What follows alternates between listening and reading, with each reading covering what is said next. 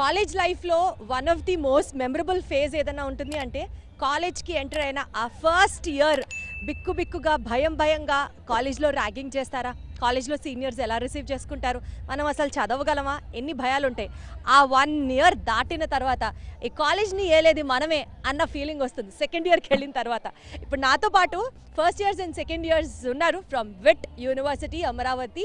అయితే ఇక్కడ విటోపియా జరుగుతుంది కాబట్టి ఒకసారి వీళ్ళతో కూడా మాట్లాడి వీళ్ళ ఒపీనియన్స్ తెలుసుకునే ప్రయత్నం చేద్దాం. నేను చెప్పింది కరెక్టేనా? ర్యాగింగ్ అంటే అందరికీ భయమేనా? అసలు మీ కాలేజ్లో ర్యాగింగ్ ఉంటుందా? కాలేజ్లో ర్యాగింగ్ ఏమి ఉండదు, అందరూ ఫ్రెండ్లీగా ఉంటారు. Ragging free campus. మేము ఫస్ట్ రోజు ఇలా వచ్చి చూస్తే ఎలా ఉంటాం ఎవరు తెలియదు అని భయం ఉండేది. తర్వాత సీనియర్స్ వచ్చి మాతో మాట్లాడుతూ కొలాబ్ తీసుకుంటున్నప్పుడు మేము మాట్లాడుతున్నప్పుడు ఇంకా బాగుండేది. సో ఆ భయం అనేది ఫస్ట్ అయితే సీనియర్స్ వచ్చి మాట్లాడుతున్నప్పుడు పోయింది. ఇంకా ఇప్పుడు కూడా ఉండటుంది. బట్ ర్యాగింగ్ ఫ్రీ క్యాంపస్, ఎలాంటి భయం లేదు. సో ర్యాగింగ్ ఫ్రీ క్యాంపస్ అని వినడానికి చాలా బాగుంది. బట్ ఫ్రెండ్లీ ర్యాగింగ్ ఉండాలంటారా వద్దంటారా?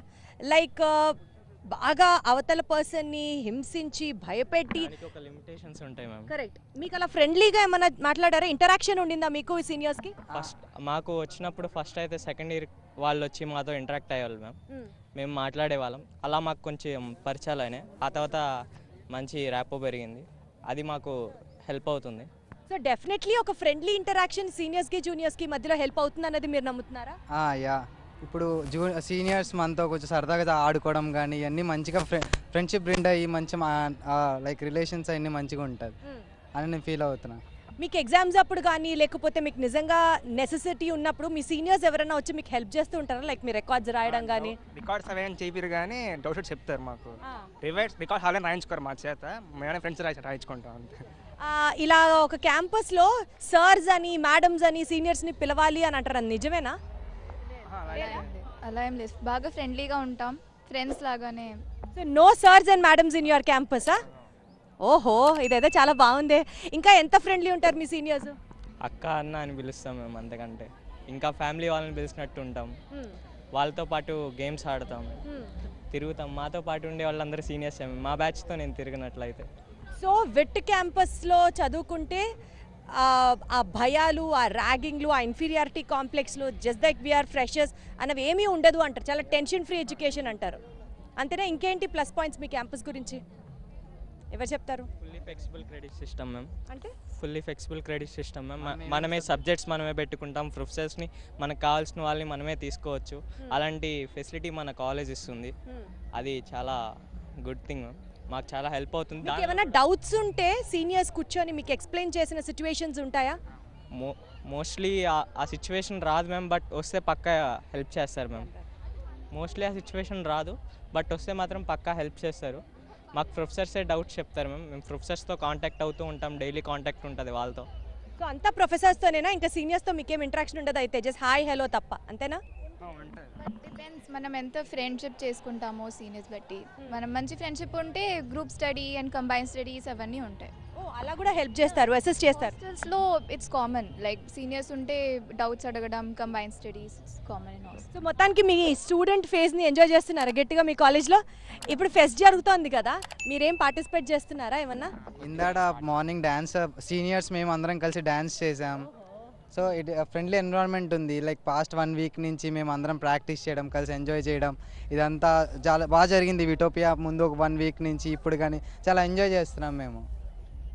సో నాకు ఒక పాయింట్ చెప్పండి, especially girls first day of engineering కాలేజ్లోకి ఎంటర్ అయిన తర్వాత చాలా నర్వస్గా ఫీల్ అయ్యి చాలా కష్టపడిపోతారు అన్న ఒక ఒపీనియన్ ఉంటుంది. అది నిజమా కాదా? స్టార్టింగ్లో వచ్చినప్పుడు అంతే ఉండేది, తర్వాత అడ్జస్ట్ అయ్యే కొద్దీ మారిపోతాం.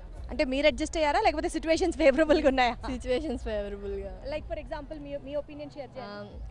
అంటే స్టార్టింగ్లో అడ్జస్ట్ అవ్వడం కష్టంగా ఉండేది. మీరు హాస్టలా? యా. ఏ ఊరు నుంచి వచ్చారు? ఒంగోలు. ఒంగోలు. స్టార్టింగ్లో కొంచెం ఎన్విరాన్మెంట్ చేంజెస్ అలా ఏదో కొన్ని ఉన్నాయి, బట్ లేటర్ కొంచెం ఫ్రెండ్స్ వల్ల అలా అడ్జస్ట్ అయిపోయి. సో మొత్తానికి ఇక్కడ ఫ్రెండ్షిప్ డేస్, ఫ్రెండ్స్తో పార్టీలు గట్టిగా హ్యాపీగా పాజిటివ్గా అవుతాయా? హాస్టల్ వాళ్ళకైతే డీజే నైట్స్ ఇవన్నీ జరుగుతుంది. సూపర్.